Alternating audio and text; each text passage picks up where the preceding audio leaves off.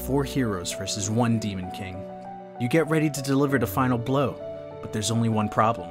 You've forgotten your signature move. Not only that, you've forgotten the reason you're here, the journey that led you to this moment, and the friends who had your back throughout all the hardships. Ladies and gentlemen, we've been working all day, and this is the longest 5 minutes. You start the game off in a heated final boss battle, where you're about to deliver your final blow when all of a sudden, you've forgotten everything. In order to get all your memories back, you spend the next 5 minutes in anime storytelling time, battling and making key decisions against the Demon King, in order to progress and regain your memories. Your friends try to get you to remember all the key events that led up to this moment, letting the story unfold in a series of flashbacks. It's through these flashbacks where the story really fleshes itself out and allows you to make certain decisions that might impact certain outcomes. The game's story breaks up into chapters, each having 3 objectives. However, only one objective is main story related. Completing the other 2 objectives have huge benefits in gaining re-experience points. Now you may be asking yourself, Joe, what the hell is re-experience? Well, I'm glad you asked. Since the game is told in flashbacks, you're regaining all the experience you don't remember getting. Although it's your first time experiencing the journey, it's Flash who's re-experiencing everything. All the battles are traditional turn-based, and each party member is a different class, so playing to their strengths is key. The main protagonist, Flashback, he's a warrior class with shield and sword, and lightning magic. Go figure. His strength can be way OP during boss battles, especially if you're going back completing all those objectives in each chapter. Up next is Regent Night Fever, the wizard who wants to follow his own heart of being a bard, instead of going in the footsteps of his parents.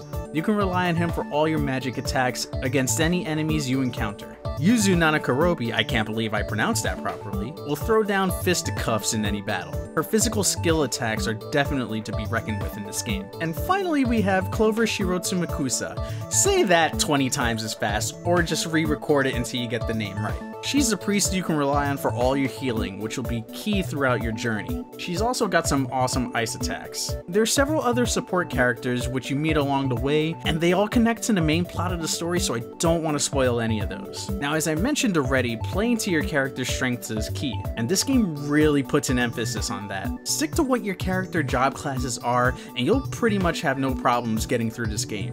There are shops you can go to within each chapter, however, you can find a majority of the items out in the field by opening up every item box you find along your travels. It'll save you the cash you'll never seem to have enough of throughout this journey. If you ever find yourself low on health and you don't want to use Clover's MP, you can push the L button in the main menu screen to do a full restore on all your characters.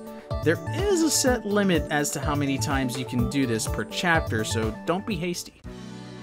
Where this game shines is with its story.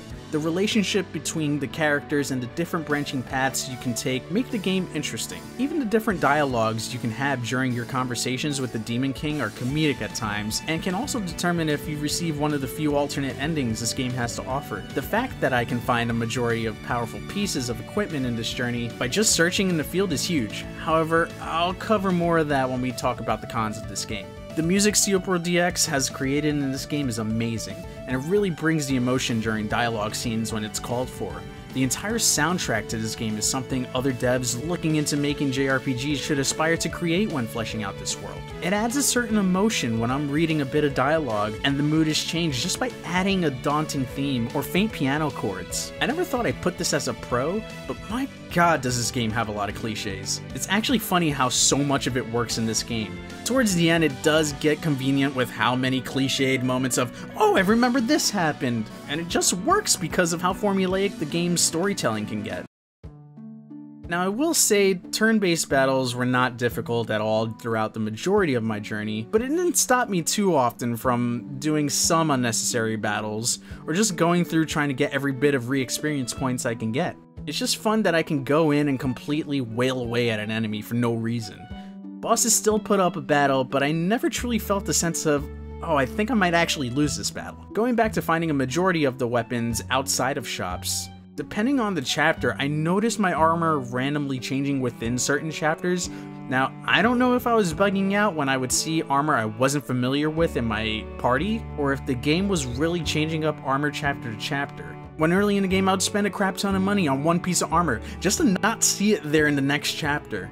Plus the fact battles didn't really give me too much free experience points, so the encouragement of grinding at later points in the game seemed useless with me just getting a giant boost of re-XP and completing the additional objectives. This is where I certainly felt the game could have done so much better to encourage more battling rather than finding everything out in the open over time. The charm to this journey is piecing together everything that's happened.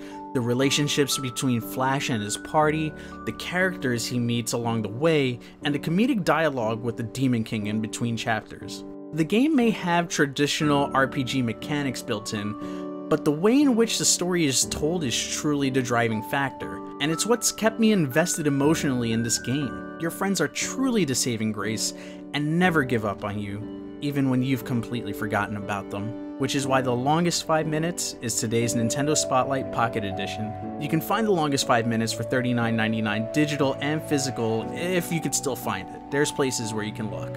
And there was an NIS limited edition they sold through their website, which is long gone by now, but if you're curious about what's inside, I'll leave a collector's edition video up at the end of this video. This is Joe clocking out, and if you enjoyed this video, consider giving it a like, sharing it with your friends, and letting them know what I do here. Until next time, take care, love y'all.